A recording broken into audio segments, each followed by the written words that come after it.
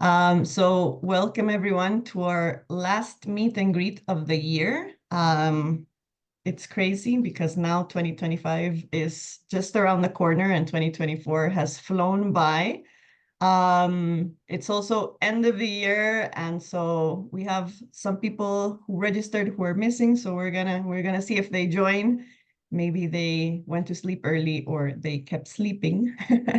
We're today with the Bangkok Living Lab. My name is Andrea San Gil. I'm the executive director of the Global Network for Popular Transportation. We are a network of people around the world that are basically fighting for the recognition, the support, the investment, and the integration of popular transport for it to be part of sustainable, inclusive, resilient transport systems around the world. We work with academia, we work with policymakers, we work with cities, we work with practitioners to try to do this, build capacity and provide resource and guidance and support to start transforming the way that we look at popular transport. This meeting will be recorded, so in case you're not able to attend the whole thing, or if you want to share with someone, please do it after. We will share the link. And as Jackie said, please introduce yourself in the chat. You can say where you're from and your name, where you're coming from. Today, we have a smaller group, so I think it's easier to interact. These meet and greets are essentially spaces where our network can meet and exchange knowledge and exchange our insights about popular transport. This is a relatively new topic in research or in international transport conversations. It's not new at all in our streets. It has been there for decades.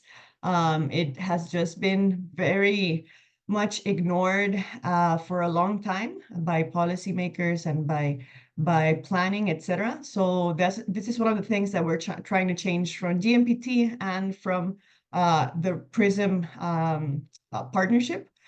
I will ask Jackie to tell us a little bit about PRISM. PRISM is our partner for these meet and greets this year. Usually in the meet and greets, we bring someone in from our network and they talk about their project, their research, their initiative on how to support or learn from or understand popular transport better.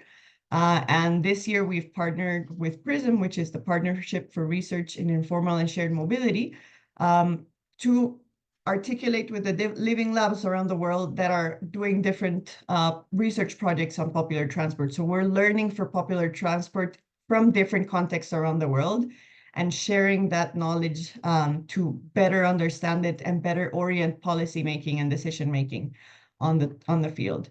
So Jackie, the floor is yours. So you can introduce us a bit more on PRISM. Thanks so much, Andrea, and thank you for organizing this meet and greet. So I'm Jackie Klopp, and I'm at the Center for Sustainable Urban Development at Columbia's Climate School here in New York City. And I have the privilege of facilitating this partnership for research on informal and shared mobility, which has three main pillars. One is to really deepen and expand research on informal and shared mobility. And we have, to do that, amazing partners in 7 different cities, including the Chulalongkorn University Transport Studies Institute, and the Bangkok Living Lab team, which is here, and they'll introduce themselves, and we're really excited to talk to them about their cutting edge work, which they've been doing for a long time, but this is, they're building on remarkable work they've been doing to participate and really build the living lab approach to studying these really important modes that often are neglected, like Andrea says. The other pillar is building a community of practice. So we really are very open. We're eager to connect with different networks and researchers and policymakers and journalists and civil society folks to expand our general understanding of how to approach improving these forms of transport and the people who rely on, and supporting the people who rely on them and work in them. And also figuring out the regulatory and investment and all the policy elements that go into that, and integrating them better with high-quality multimodal public transport systems, which are fundamental for access and climate and air pollution and dealing with all of these issues. Finally, and very importantly, we have a next generation scholar network, and we have some of the next generation scholars here from Bangkok, and I'm just really excited to hear from them. And this network is to support really the young and upcoming scholars with their new ideas and projects. And so if you are a next gen scholar, please make sure you connect, you join our network, and we have many different kinds of opportunities coming up and ways that we can support you and your community. So without further ado, I'm going to pass it over to back, I guess, to Andrea to start the conversation. Perfect. Thank you so much, Jackie. We have almost the whole team from the Living Lab here. So the idea is to have a conversation and learn a little bit about what you are doing and what you're learning. And so any of you can jump in depending on what the topic is. So I think the first question for you is essentially, what is the research about and how did you decide to do this research and the scope that it is, and why did you decide to focus on the motorcycle taxis in Thailand? Okay, let me start. Saksit Chalampong, or you can call me Tan for short. And I'm the lead of Bangkok Living Lab. Well, co-lead. Apiwat is sort of my co-lead of the lab. And we are in Bangkok. We are doing um, this project to try to encourage, motivate, or support motorcycle taxi drivers to switch from internal combustion engine to electric motorcycles. And we want to try to use participatory multi-stakeholders approach to build an alliance to do this, to support EV motorbike taxis to change. And we want to explore different opportunities, business opportunities, and other aspects like infrastructure and policy requirements, as well as environmental impact of the switch of electrification of motorbike taxis in Bangkok. And so to give you some background about why we are interested, oh, okay, so here's the agenda. Well, I'll talk a bit about the importance of motorbikes and electrification of motorbikes in reducing air pollution and climate change impact, and the importance of motorbikes in Thailand. So to give you some context about why we choose this topic, and I'll report some progress and findings that we had done so far in the past year, and we'll talk a bit about the next steps. I understand that we have only 10 minutes to introduce the project, so I'll try to be brief. So first of all, next slide. Um, since you already showed that, let's get back to that previous slide. So this is the some statistics about motorbike ownership per capita all over the world. You see, this is not a very good representation of the statistic. Red meaning dark red is like low motorbike ownership, and dark blue is high motorbike ownership. And you see that Thailand is not that high according to the statistics um, uh, globally in terms of motorbike ownership, but Vietnam is the country where motorbike ownership is the highest per capita here. Next slide, please. Well, elsewhere around the world, the ownership is pretty low, but that statistic was from like 8 years ago, and now it becomes more important, especially in developing countries. And when you talk about motorbike, you might think that it's like a small vehicle, but some studies have shown that the emission per traveler or per passenger is not that much lower compared to cars. It's here. This is statistics from Australia. So the carbon dioxide emission per person for car is about 240 gram per person uh, per kilometer traveled, whereas motorbike is about half that, and it's a lot higher than other public transportation mode like trams or train or bus. And so that is why we think that it is important to try to address this issue of carbon emission among motorbikes.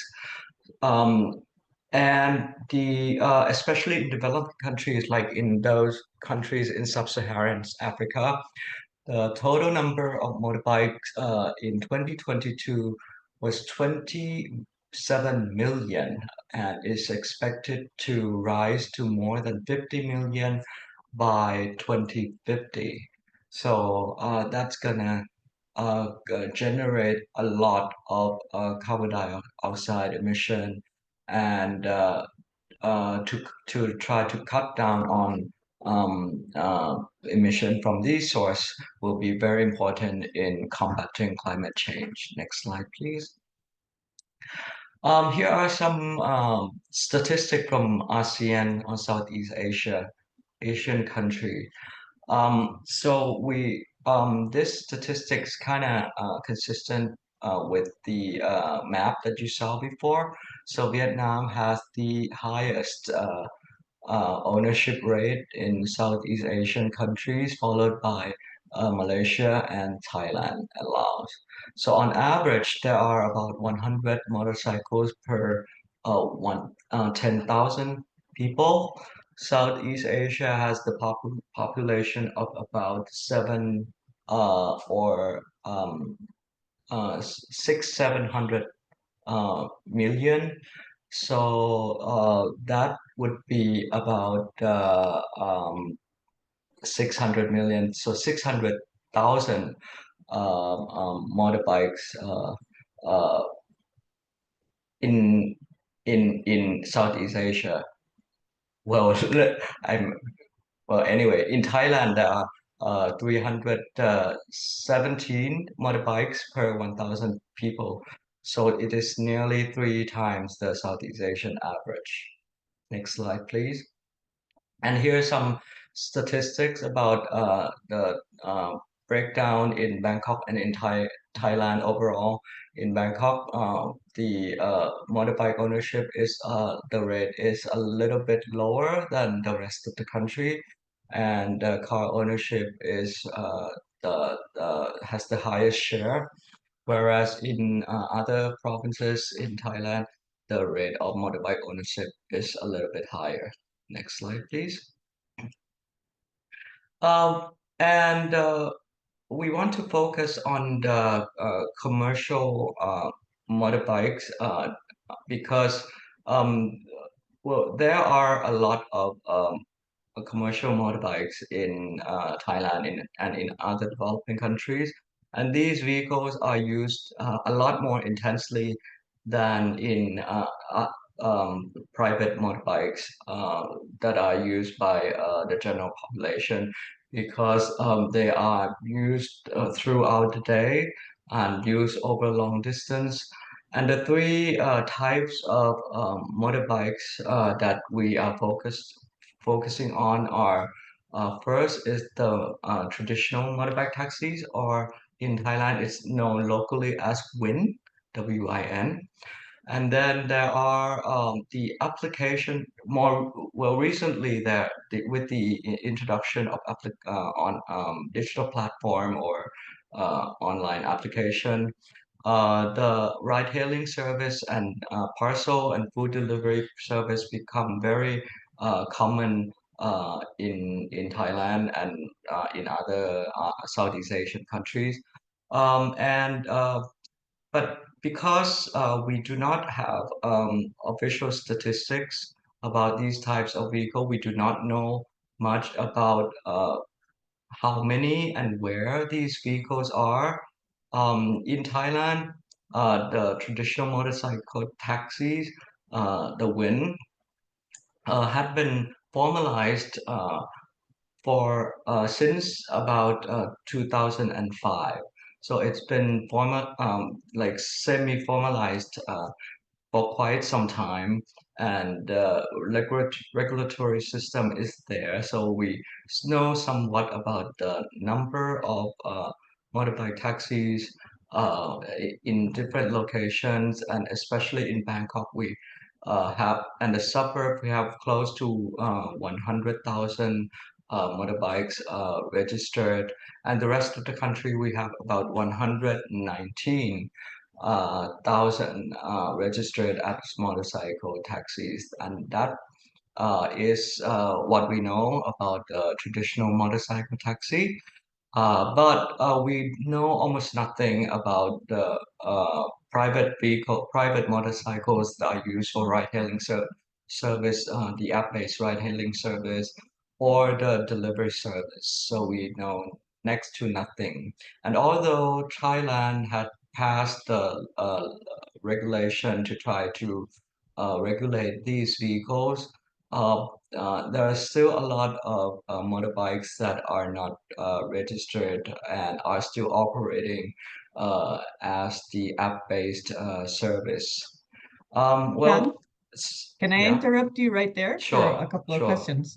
So sure. when you said that the WINs were formalized in 2005, what does that entail? What does formalization mean in that Okay. context? Yeah, so if you look at this slide, you can see these are what that entails. So you are required to have a public driving license or commercial driving license. And for that, you need to pass some tests, and you need to have certain types of training, which is more strict than the private or a regular driving license. You are required to have a special license plate, yellow color, and your motorbikes must have the engine size of over 125 cubic centimeter. So that is basically, and also you need to belong to the Motorbike Taxi Association, and there are certain quota at different locations. Moreover, you can only pick up passengers at those registered location or association only. You cannot pick up passenger like on the street anywhere you want. You have to be aware you registered only. And yeah, so this kind of creates, some sort of regulatory barriers uh, to electrifying the motorbikes that I'll be talking about a little bit later.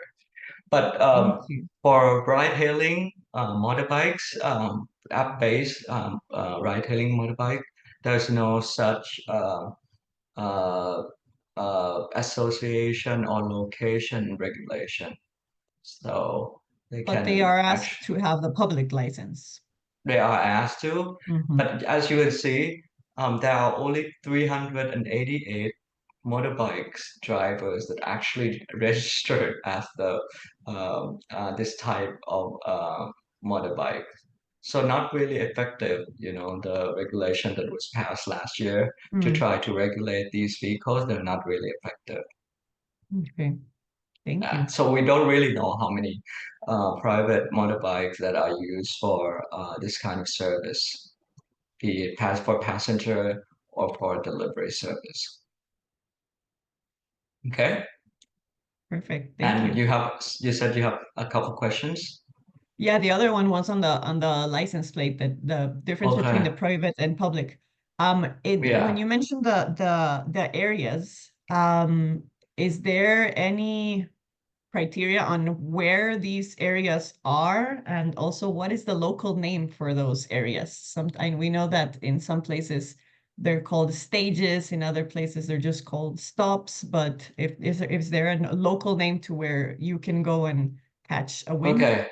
So it's actually Win is also the name of the location. So if you say Win, that's where these motorbike taxis are parked. Yeah. And the location, in order to form an association, you need to apply with the Department of Land Transport of the Ministry of Transport, which is the regulator of all um, road-based transportation service. So you need to uh, uh, show that there are demand, which is kind of the evidence is not very clear how you will prove that. So it's very discretionary, and official of the Department of Land Transport would evaluate or assess the need for such service. And I think one of the key criteria is the location, I mean, the availability of parking spaces for motorbikes. You need to show that you have enough parking space, such that the parked motorbikes at the Win would not obstruct traffic or passenger or pedestrian facilities. That is one of the key consideration. Yeah. All right. Great. I think Jackie has a Jackie, question. sure. Yeah, since you mentioned parking space, I'm curious who manages where these motorbikes, usually park while they're waiting for customers, and who manages that aspect of the business, and where do they So get the the land sort of to do that? Yeah, so the association that they register, right? You are required to have like a sort of committee, management committee of the association. And then this committee will deal with, renting the parking space, also with other matter like paying for utilities, um, or other facilities for the um, the the WIN members.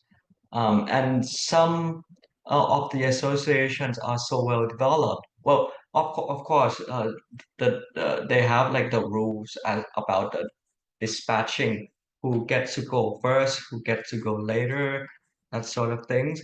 But some associations have become so advanced that they have some sort of like a social, like a group welfare, like financing or other, kind of support for the member. In fact, one of our Bangkok Living Lab member, Bo, you met Bo in New York City, Jackie. And Bo is a very active researcher that have uh, dealt a lot with the association.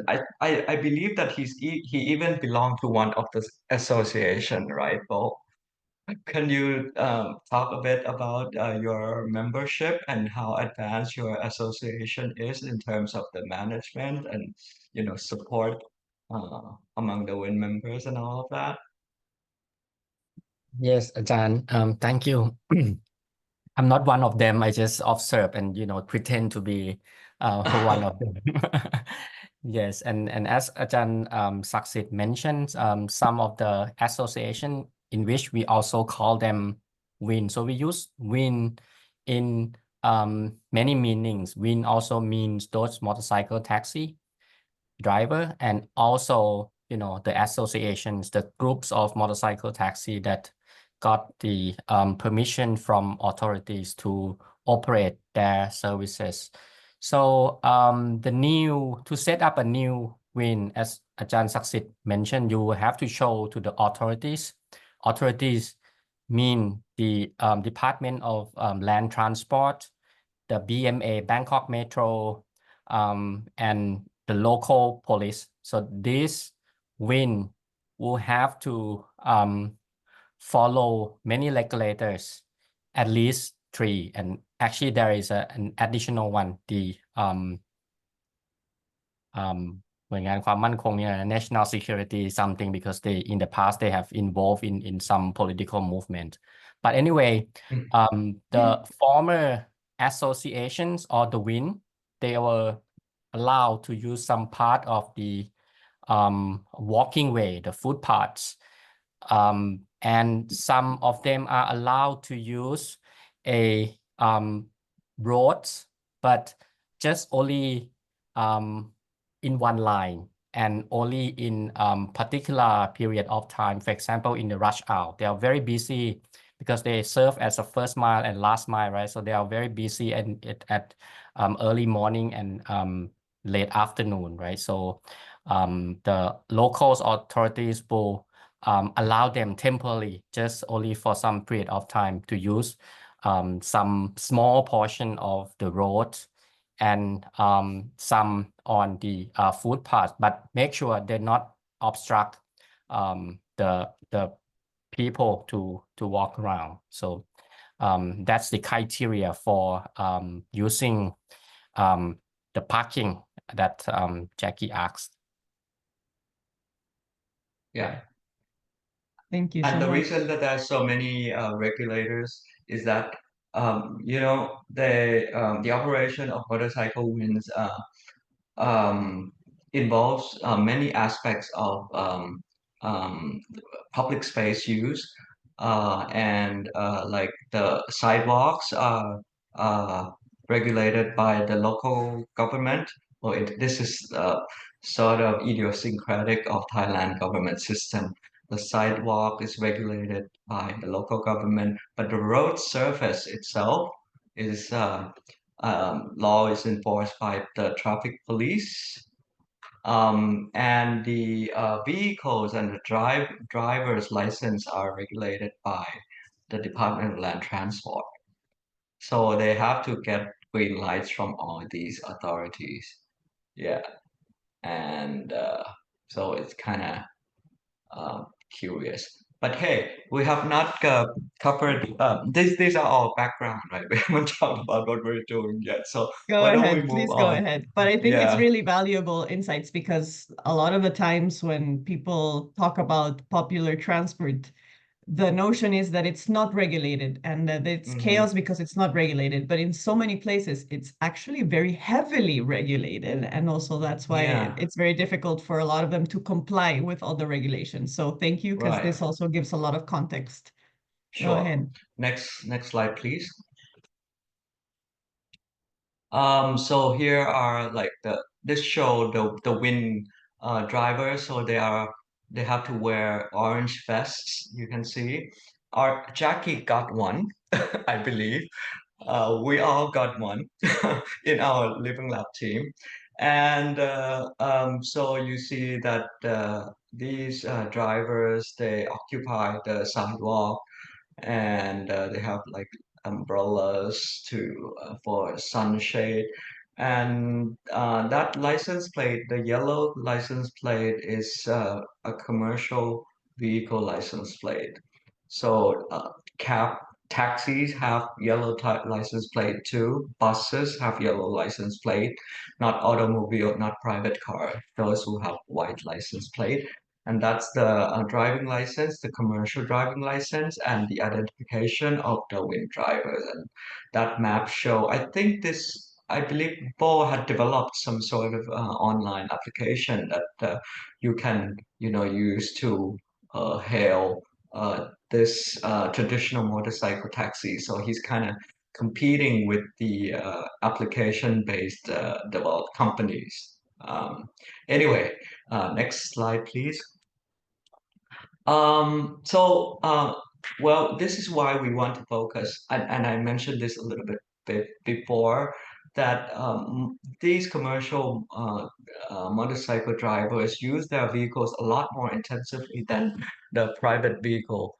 And so you can see the daily driving distance, the mean for the traditional driver is 85 kilometer every day, whereas the app-based drivers nearly 100. But private users have only less than half of that number.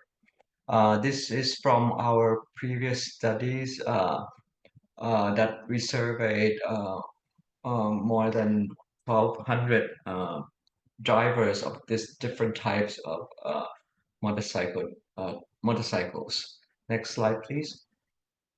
Okay, and this is what we have done so far. So first, we explore the ecosystem of electric vehicles in Thailand, and we know that there are different kinds of stakeholders that are involved in the EV ecosystem, from the manufacturer of the vehicles to the battery manufacturers to the users or the drivers of electric vehicles themselves, and the funders.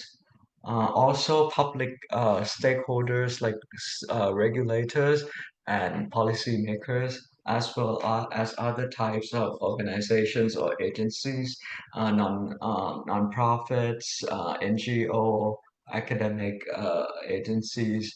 And so here, for example, we look at each each one of them and try to cluster them according to their relationship among each other. For example, Grab. Grab is the largest ride-hailing application in Southeast Asia, and they dominate the market in Thailand. Nobody knows for sure, but I would say that the market share is probably more than 90%.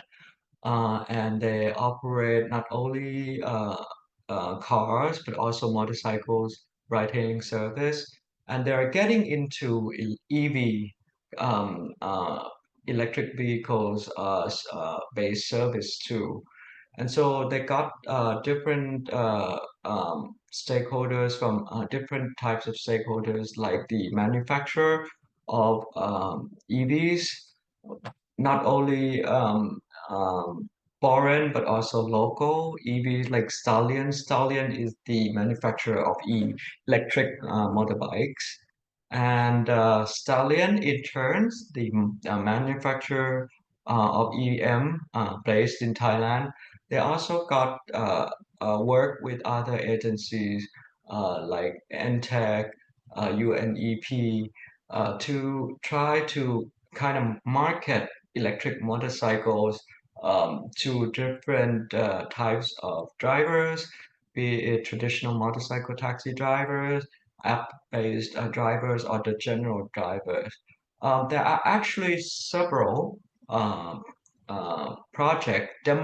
demonstrations project that different companies, different agencies, government agencies try to engage with drivers, mostly commercial drivers, try to encourage these drivers to switch from internal combustion engine to electric motorcycles. And we have talked to several of them.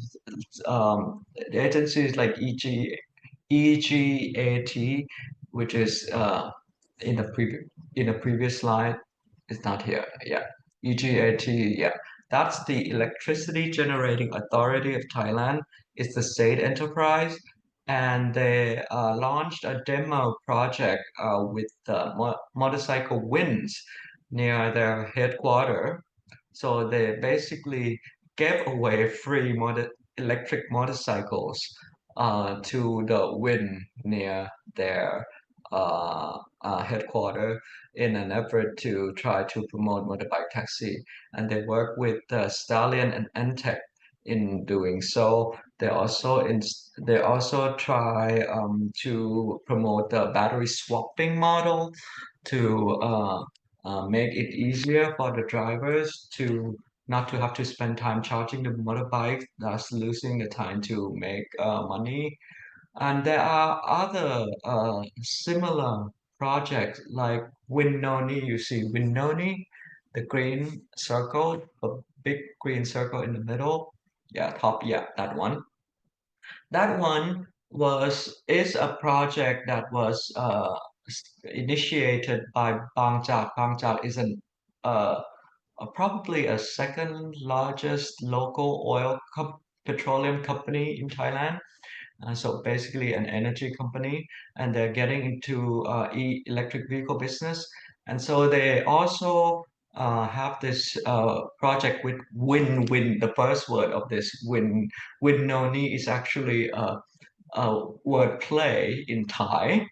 Okay, NIE, the NIE ni is means debt, you know, and no ni so mean no debt. So this is the kind of want to help the wind drivers to clear their debt by you know not giving away that, but try to promote electric motorbike, which is supposed to lower the operating cost and lower the overall cost of operation of motorbikes, that sort of thing. So in doing that, um, they have this demonstration project. And there are many other projects like PTT also got into this. PTT is the largest petroleum company state-owned in Thailand. And the BTS also got into this Bangkok Transit System, the largest transit company in Bangkok area. So many different companies and agencies got into the business of trying to promote electric motorcycles among wind drivers. Interestingly, they focus on wind drivers first. But next slide, please. After we talked to these, okay, I need to try to wrap up now. We talked to like these different stakeholders, and we found uh, out that they kind of, after trying to engage the drivers of motorcycle taxi, traditional motorcycle taxi, to try to convince them to electrify, right? They found that it's difficult to do so, partly because of the regulatory barriers. Uh, Things like the engine size, things like the registration of the vehicle. Interestingly, the battery swapping won't work because the regulator would only register the whole vehicle. And so that means the driver has to own the battery also in addition to the vehicle. So that prevent them from register the electric motorbike, for example. And battery is very expensive. It costs maybe half or nearly half of the whole vehicle. So that is where if the battery swapping model does not work, then it would prevent a lot of drivers from switching. Well, and because of those, I think now many of the agencies that I mentioned, they're moving. Go to next slide, please.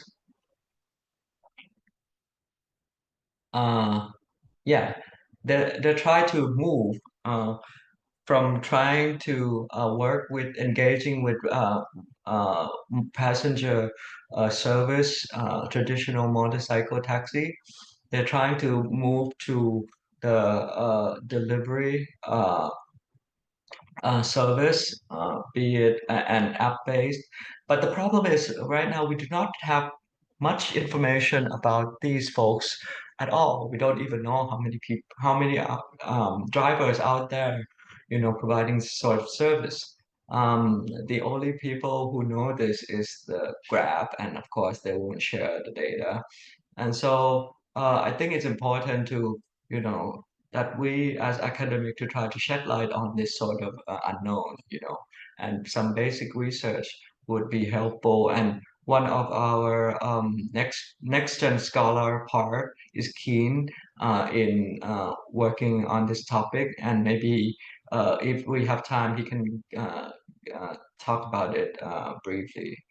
But anyway, um, I'll stop here and take any questions you might have. I, of course, have many questions, but let's see if anyone in the crowd has any questions for now.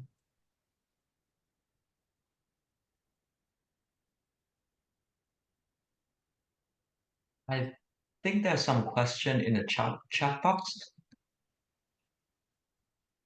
Let's see. No, I think it's mostly comments. Oh, comments. Jackie, go ahead. Maybe that will make people want to ask more. Well, actually, I'll let Dylan go. Dylan, please go ahead. Comments are great too.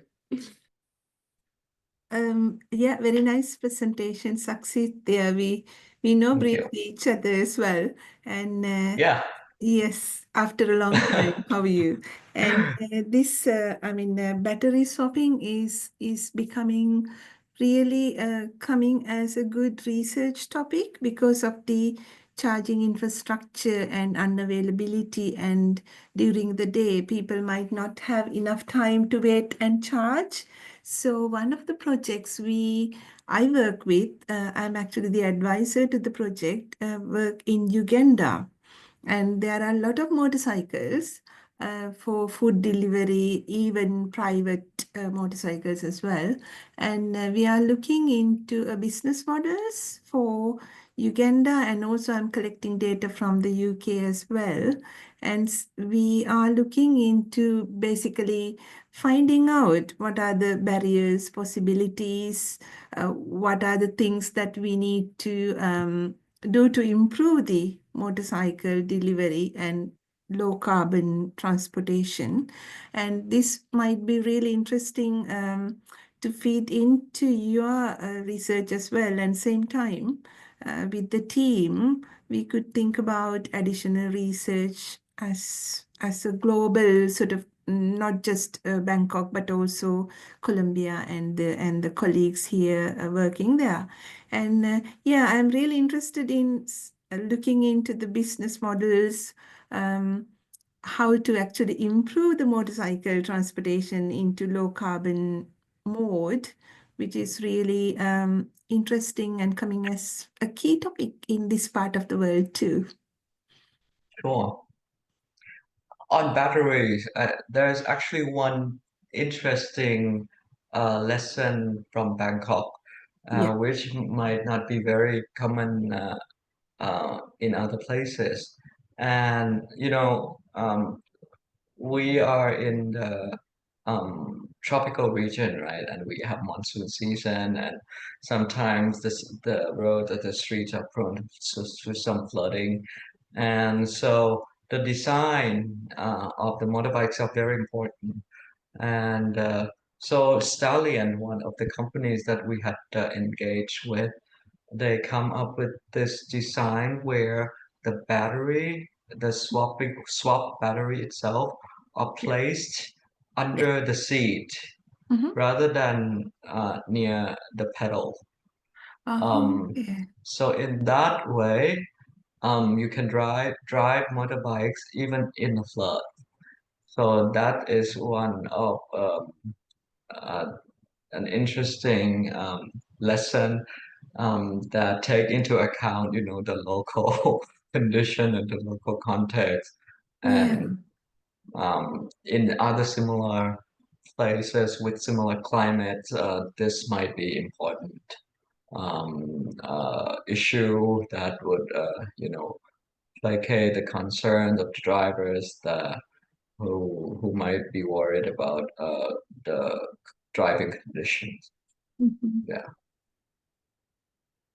Yeah, I think that is something we need to think about, either the vehicle design or the Mm-hmm. convenient charging, Mm-hmm. and of course, where to store, and also how to charge quickly at home, for Mm-hmm. example, Mm-hmm. the battery life Mm-hmm. and things like that. And let's look for Royal Society sort of a Mm-hmm. funding call for us to work Mm-hmm. together. That would be interesting if, of course, Jacqueline Mm-hmm. and the team with and Andrea as well, team would like to work as a team. I think it would be interesting. Yeah, I miss research in Asia. Amazing. I like how all of this is already creating new ideas of what else to research. That's the perfect purpose of these spaces, Mm-hmm. also to do some cross-pollination. Jackie, you had another question? Yeah, and thank you, Dylan, so much for that. I think, as Andrea was saying, one of the ideas also behind PRISM is to do more of this comparative work and see how that can also illuminate different, dynamics that are going on, knowing that often things are very place-based and contextual as well, but it's profoundly useful also. So yeah, I had a couple questions. One is, I wonder if you could talk a little more about the regulators. And you mentioned, one of the main focus of your work is addressing these regulatory barriers. So I wonder if you could talk a little more about those barriers that you're identifying. The problem around the licensing is very clear. And then how are you having these conversations with the folks who need to maybe change some of their rules? And the other question I Mm-hmm. had about, are all these different categories of services completely distinct? Because I know in some cases people can be very creative about, being part of a win. Well, this I'm speculating now. I'm saying in other Mm-hmm. countries, they might be part of a win. They might also Mm-hmm. have an app to do other Mm-hmm. services, but they don't have business locally. Mm-hmm. May even then do service deliveries at the same time as passenger services. There's a lot of Mm-hmm. creativity because of the, Mm-hmm. need for income, basically. Okay. And then I'm curious whether different groups seem to also adopt technologies at different rates. And therefore, if there are Okay. people who are connectors, it's kind of interesting, right? Because they do All all of right. these. Anyway, just some thoughts. Okay. I'll answer the first question and I'll let Apiwat, who's been quiet of late, to take the second question, which we had just discussed previously earlier this afternoon. And we had actually prepared a slide for this too. Anyway, regarding the regulation, I think the regulatory barrier stems partly from the fact that these regulations was created a long time ago, uh, before the electrification of vehicles. So they were created to regulate internal combustion engine, and they had, and so that is about the um, vehicle standards, the age, the engine size, that sort of things were based on ICE, and they need to be updated. And I think once they are updated, we should be okay. Um, and actually, we talked about the people from the Department of Land Transport, about the battery ownership and the battery swapping. And some of the officials in the department seem to believe that there's some unclear or misconception or misunderstanding about the interpretation of the law, that you have to own battery also in order to get your vehicle registered. But in any case, the regulation is actually not clear. So this needs to be fixed. And once fixed, hopefully that we can get rid of those regulatory barriers. That being said, the other types of regulation, and that is the regulation of the operation. You know how different wind must be formed and registered, and regulated. The location of the parking, the condition of the facilities, these were all again formed in the previous age. So they don't take into account about the need for things like charging station or battery swapping station, and they need to be updated as well. And so that hopefully that's one of the outcome of our research is the recommendation to the authority how their regulation should be updated. Now over to Apiwat.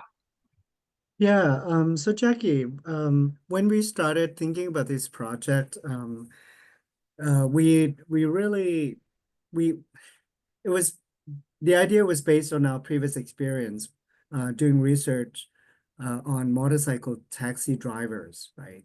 But then, since COVID, delivery, services by motorcycles have increased, like dramatically, right? This is totally a new group of motorcycle users that we didn't anticipate before, right?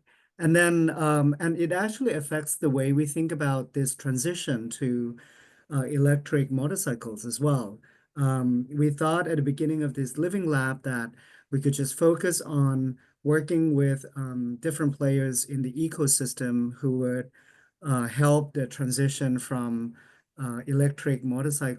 from ICE motorcycle taxis to electric motorcycle taxis. But it turned out that even those who are in the ecosystem, Bo can probably tell us later, but basically people who have started experimenting with different business models, some of them were kind of like us, working with motorcycle taxi drivers, for passengers. And then they realized that as a business model, it doesn't work as well as they thought it would, exactly how we thought. It turned out that now they're shifting more to the delivery motorcycles because, certainly they're more cost effective. If you're going to buy a new motorcycle and spend that much money, you might as well use it, like as long as possible, right? 10 hours, 12 hours a day versus motorcycle taxis for passengers. Even though they drive a lot more than private motorcycles, they're still not driving as much as delivery. I mean, delivery is like, in terms of labor, it's really bad. It's much, much worse than motorcycle taxi drivers. It means that, the vehicle itself is used, pretty much 10, 12, if not longer hours. So it means that in terms of cost, initial cost of buying a new vehicle is much more effective, cost effective. In addition, going back to what said earlier about regulations, there's so many more regulations on passenger mobility than logistics, right? So for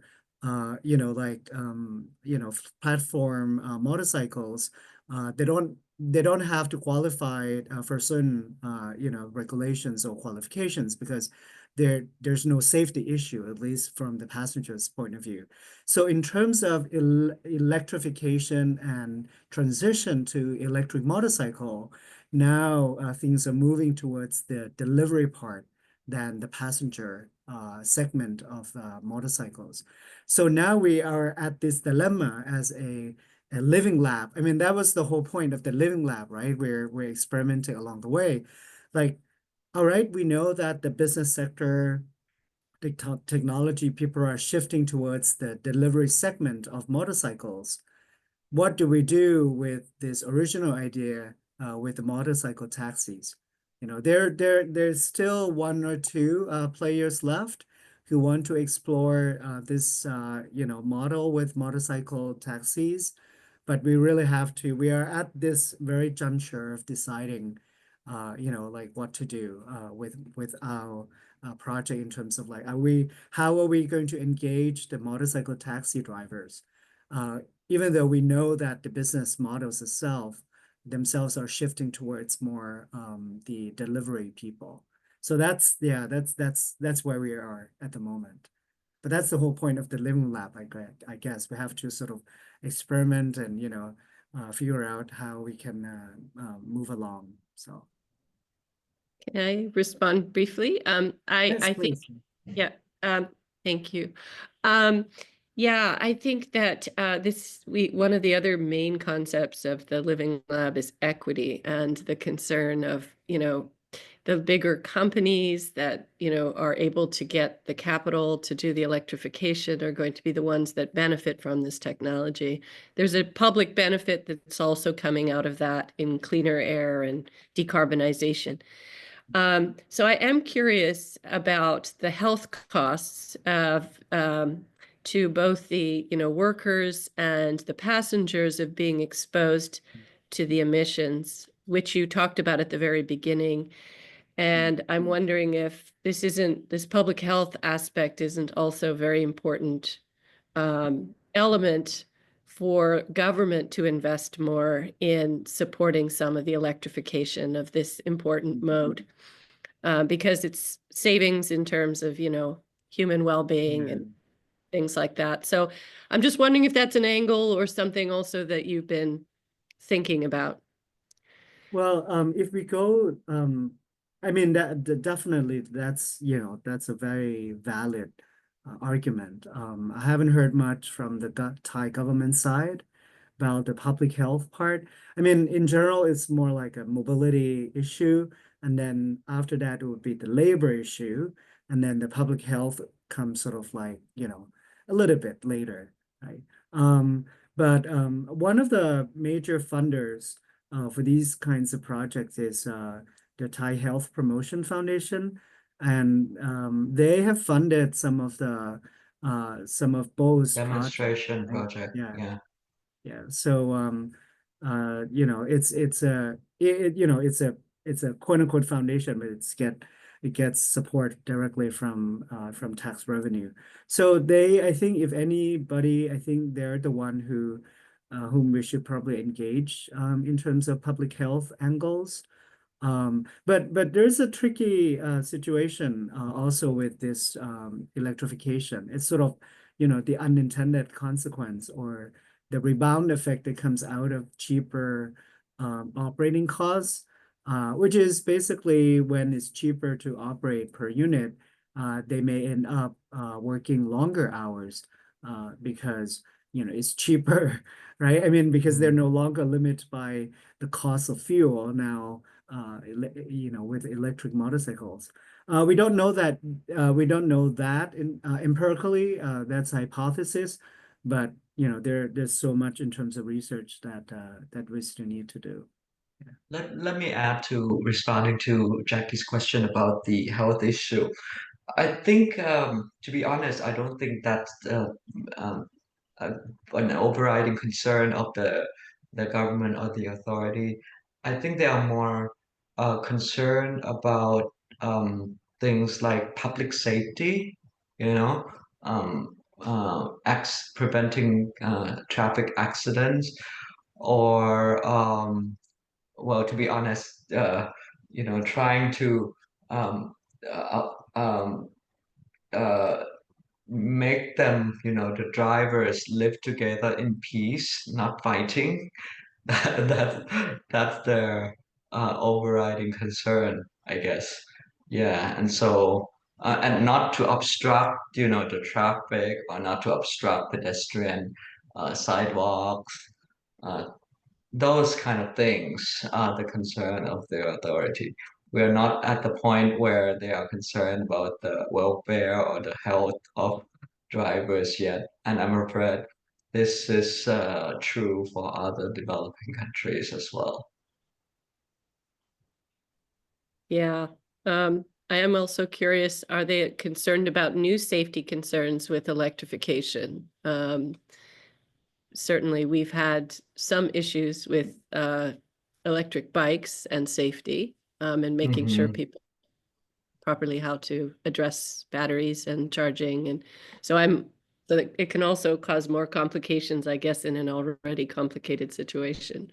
So I am curious if there's any pushback on that as well, from a sort of safety perspective, or there's just not enough even knowledge about this, the implications of electrification. You hear incidents here and there, but I don't think it's a widespread concern at the moment. I mean, the major concern at the moment is absolutely it's about cost, whether or not it's cheaper, and whether or not that would, do well in like during the monsoon season, for example, right? And I just came back from Vietnam, trying to write a similar report, and it's very similar there too. The concern is mostly about cost, and about durability.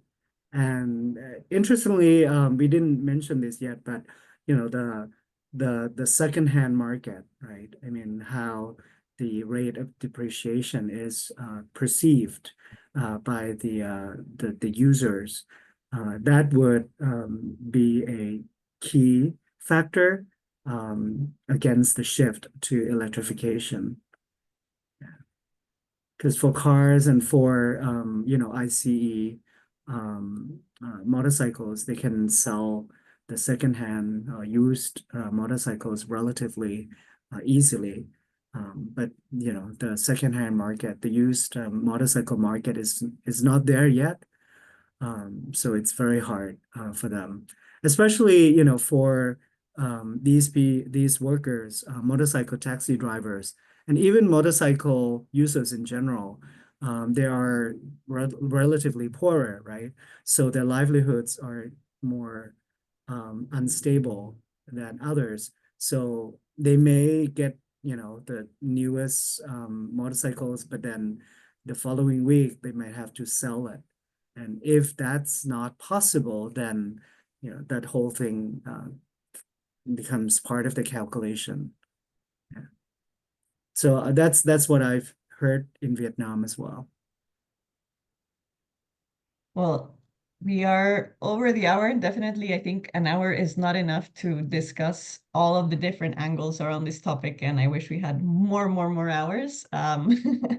But thank you so much for telling us about your research. I think it's really impressive how the different living labs are bringing out insights that can afterwards be shared with policymakers and regulators to start changing policy and changing regulation to enable these transitions to happen, transition to electrification, to fairer work conditions, to better infrastructure, etc. So I think that's the value of this type of research, to better understand a sector that has been invisible for so long is essential to be able to transform the way we address it and the way we are incorporating it into these transitions towards electric mobility, towards more modern cities, more inclusive cities, etc.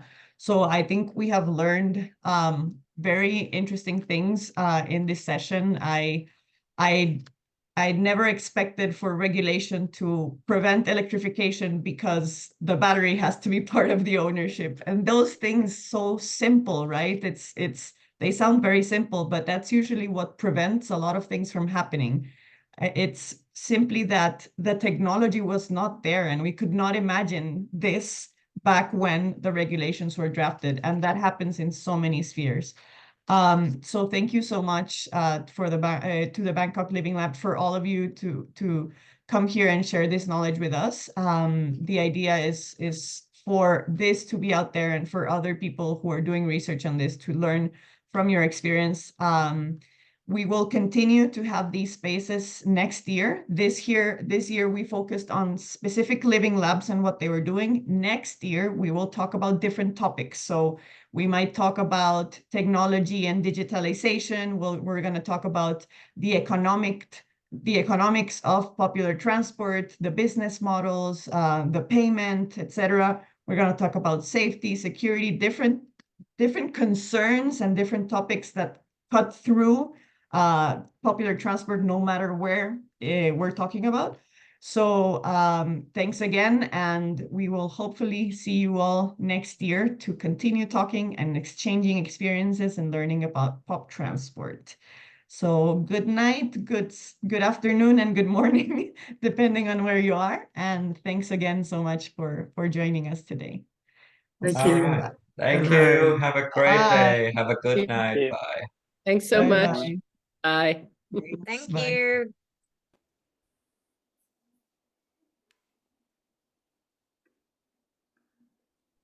That was great.